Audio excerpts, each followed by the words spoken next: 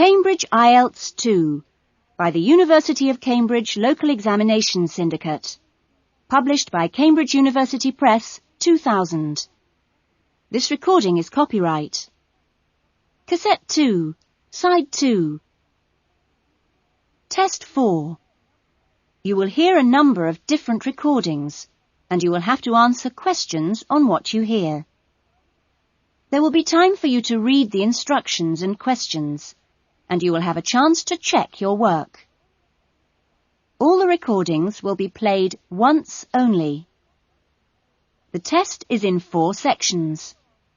Write all your answers in the listening question booklet. At the end of the test, you will be given 10 minutes to transfer your answers to an answer sheet. Now turn to Section 1.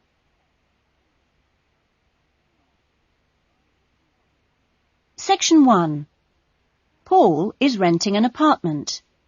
He has some problems with the property and has decided to report them to the housing agency. First, you have some time to look at questions 1 and 2.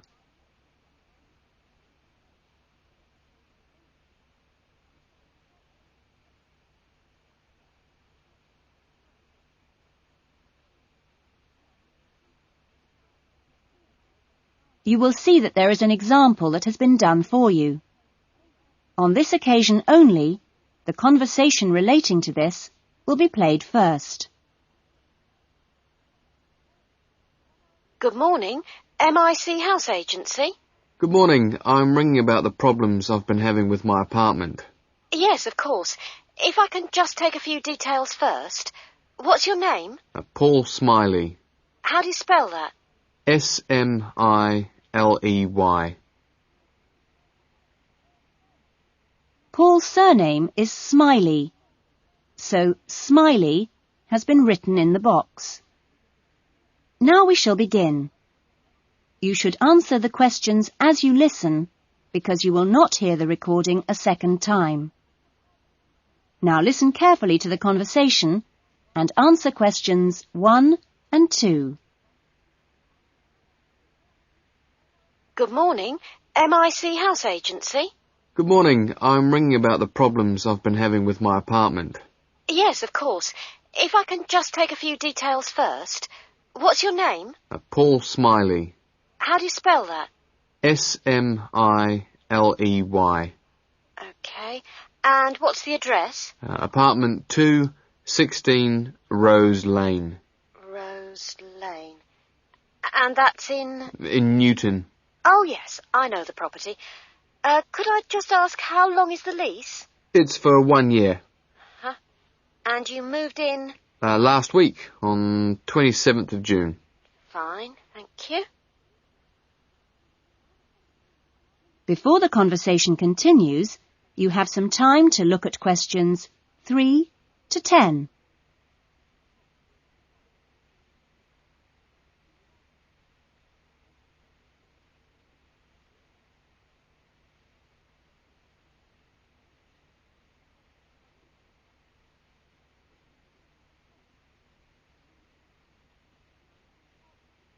Now listen carefully and answer questions 3 to 10. And what are the problems that you've been having? Well, no one thing is really dangerous or anything, but, it's just been building up. Yes, of course. Well, the first thing is the washing machine. It's been leaking a little and it's beginning to get worse because we have a small child and we really need to get that done straight away. Okay, that's a washing machine for immediate repair. And then there's a niggling problem with the cooker. Mm-hmm. The door's broken. Right. It's nothing serious and it can be used, but if you can send someone over in the next couple of weeks or so, that'd be great. Fine, I've got that. Then we're worried about all the windows. Are they broken? No, but there are no locks on them. And, with the insurance these days. Uh-huh. And when would you like those done? Well, that's not really urgent, but you never know when there's going to be a break-in. No. We'll get those done for you next week. Don't worry. And then there's the bathroom light. It's getting quite annoying. It flickers quite badly and it's giving me headaches. I'd really like to get that replaced right away. That's no problem. And then the last thing on the list is the kitchen curtains. They're torn. Oh, right. We do have quite a few spare ones in stock and can get those to you in the next week, if that's all right with you. Yes, that'd be fine. Anything else? No, that's all. Okay, fine. What we'll do is get someone over to you this afternoon, if you're in. Well, I'm going to be out for a short time. Well, you tell us your preferred times. Well, the best time is about 1 o'clock. I'll have to check that with him, and if he can't make it then, what would be your second preference? Any time up to 5 p.m. would be fine. Okay, I've made a note of that. Great. Well, thanks very much for your help. That's fine. Thank you for calling. Goodbye. Goodbye. That is the end of section 1. You will now have half a minute to check your answers.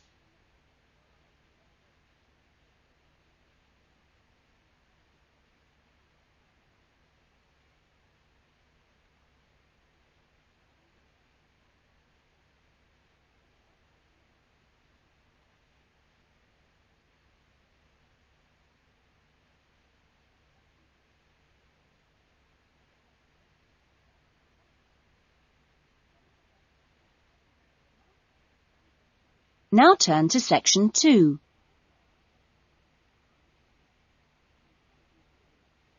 Section 2. You will hear a recreation officer at a holiday resort telling the guests about their accommodation and the activities available. First, you have some time to look at questions 11 to 15.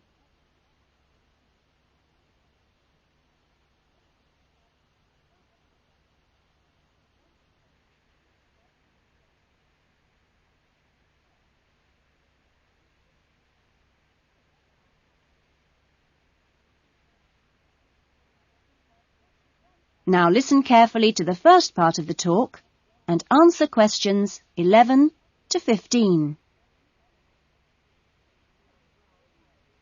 Great. Well, hi everyone. My name's Jody, and I'm one of the 4 recreation officers here at Rainforest Lodge. My job is to make sure that you all have a great stay here with us and go away feeling relaxed and refreshed. As you can see, we're literally in the middle of nowhere at the lodge. There are no newspapers or TVs, and there's only one phone, and that's in the office.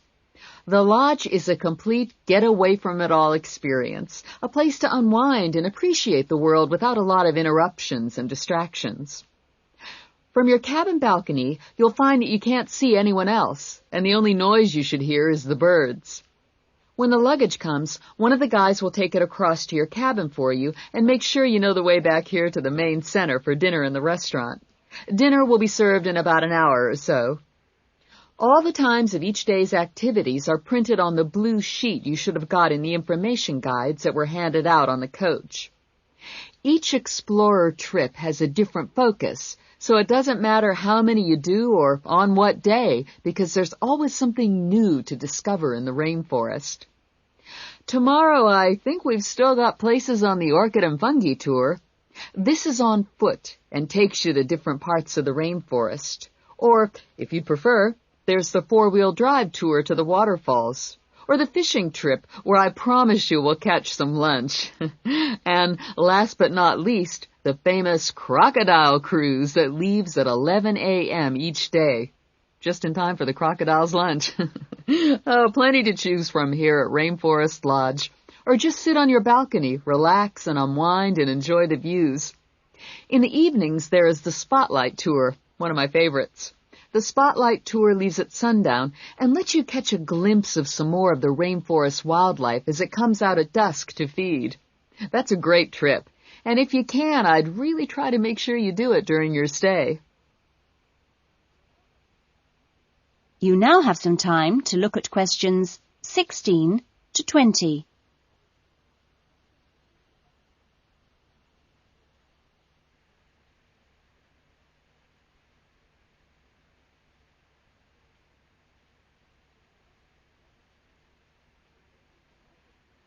Now listen to the rest of the talk and answer questions 16 to 20.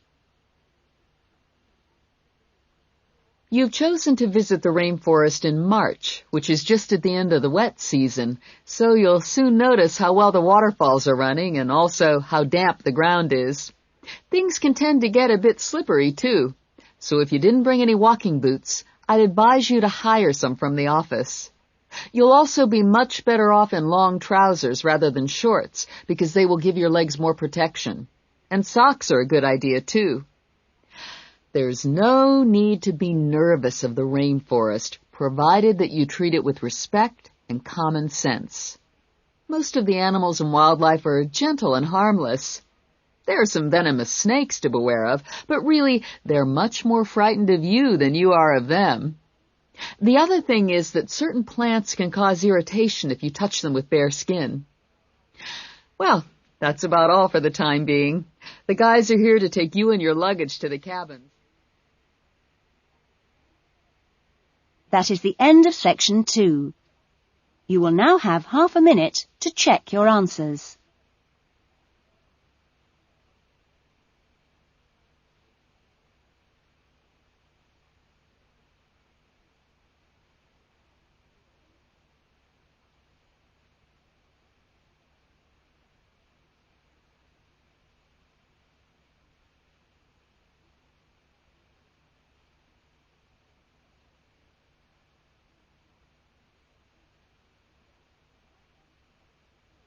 Now turn to section 3.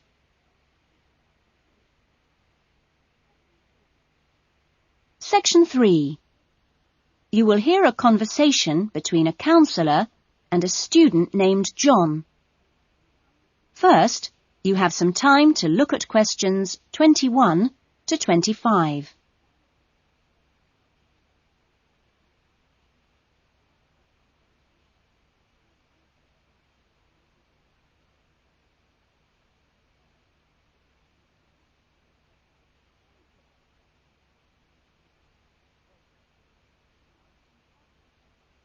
Now listen carefully to the conversation and answer questions 21 to 25. Hello, John. What can I do for you? Well, I heard about these counselling sessions from a friend doing a science course, and I was really interested. I think they should be compulsory, really. Well, to be quite honest, John, I think they would be useful for everybody, but, well, everybody has their own way of going about things. I prefer people just to drop in when they can. Yes. I find that talking to students about the requirements of a course helps to clarify what needs to be done. I mean, the biggest difference between college and school is that new college students really have to do a lot of work on their own, and it's sometimes useful to get advice on how to take control of your time and work effectively. Yes. I mean, it seems like a very light workload until assignment time comes, and then I seem to be working all night sometimes. I'm not the only one. It's ridiculous. The resource centre is very good, but it closes so early. It's in the library, and so you think you could use it more. It's a real problem for me. Well, you're certainly not the only person in that position, as I'm sure you've found. It really comes down to using every available hour in a systematic way. If you do this with a plan, then you'll find that you still have time for yourself and your hobbies as well. Yeah. I've heard from Thomas that you made him a sort of plan like this, and he's going away for the weekend with all his work handed in, whereas I haven't even started. I need to find out a few more things about you first. I'll give you this form to fill in about your lectures and things before you leave. You now have some time to look at questions 26 to 30.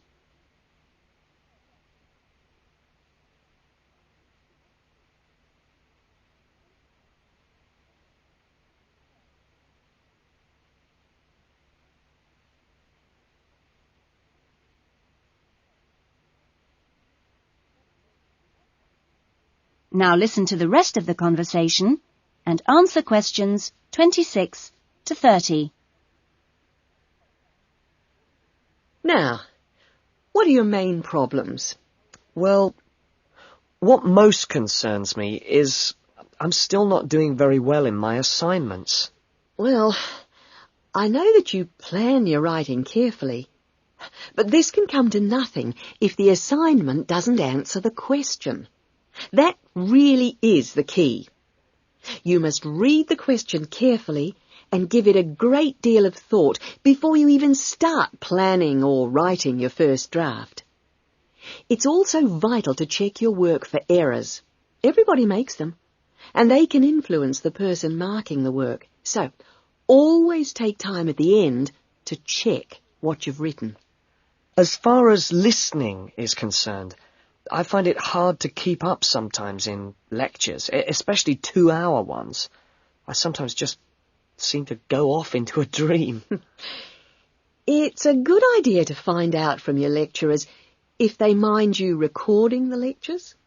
Oh. You only need one of those small cassette recorders. Yeah. The quality is pretty good, and a second listening can really clarify things. Something else you can do is check your notes with a friend after the lecture. Yes, that's a good idea. Thanks. It's hard to do all that all the time, though, especially when there's so much reading to do. Yes. It's important, though, not to confine yourself to reading on your subject. You should also read things of general interest that appeal to you. You know, novels, newspapers, that kind of thing. Do you have a good dictionary? Not really. I've never bothered with one. It would probably be a good idea to get one. Dictionaries aren't expensive, and they can help a lot.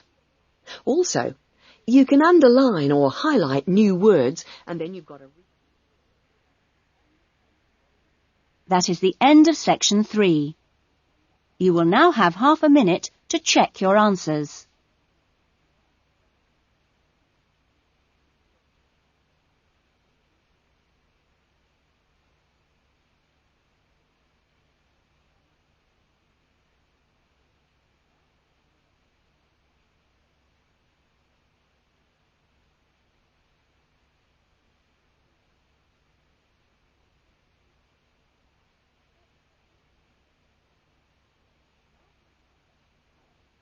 Now turn to section 4.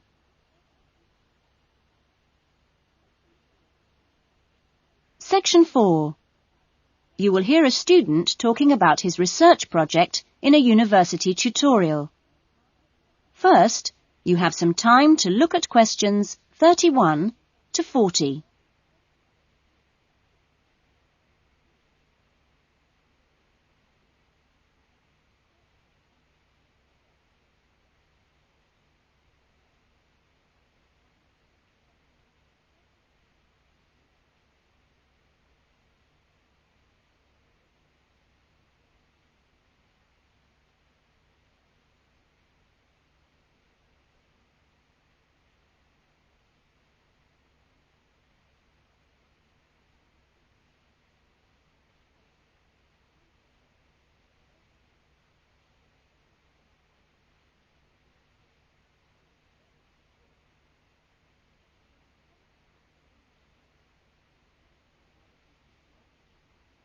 Now listen to the talk and answer questions 31 to 40.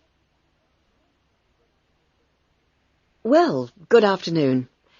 In today's session, John Upton will be sharing some of the findings of his research project from last term. John. Thanks. Well, first of all, a little bit about the background to the project. Our title, as you can see, is pretty straightforward. Car safety. But these days, there's a lot more to it than the usual injunctions about drinking and driving or speeding. I'd been interested and horrified by several newspaper reports on what people call road rage.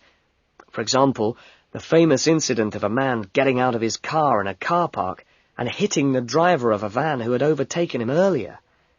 It seemed to me that there were almost as many serious problems when cars were parked, i.e. were stationary, as when they were travelling at 90 miles an hour. So I decided to make this the focus of the project. For our research, we depended mainly on talking to individuals, asking them questions rather than using written questionnaires. We stopped people at a selected garage on the motorway over a 2-day period and asked them questions about what they'd observed or experienced themselves. Our respondents were both men and women, but the women were just slightly in the majority. We were pleased by the public's willingness to stop and chat to us. In the end, we talked to a total of 135 drivers over those 2 days. So, what were our findings? Well, as you can see, 93% of respondents had had some kind of problem. A surprisingly large percentage, 24%, had had their car damaged in some way. But the main type of incident was being shouted at. 79% had experienced that. 15% had experienced violence on their own persons. They'd actually been hit by someone. The police tended only to be informed when there was physical violence involved. So, what strategies had people developed to ensure their own safety? Let's have a look at the figures here. Well, first of all, it was quite striking that there were often distinct answers from the men and women. It was mainly women, for example, who said one shouldn't ever stop to find out how to get somewhere, whereas it was men who said you should try to avoid looking directly at other drivers. Both men and women... It was women who said you had to tell someone when you were due to get to a particular destination. Then, I had thought that it would be mainly men, but both sexes made the point that it's much safer to get keys out well in advance as you go towards your car. Men were very aware that muggers or whatever might be concealed behind the car. They also made the point that you should leave plenty of room when you park your car, so you can make a quick getaway if you need to. Finally, locking doors at all times. Men didn't think it was quite as important as women, but both gave it a high safety rating. When we asked them what they thought the best improvements had been in the last 5 years in helping with road rage problems... That is the end of section 4. You will now have half a minute to check your answers.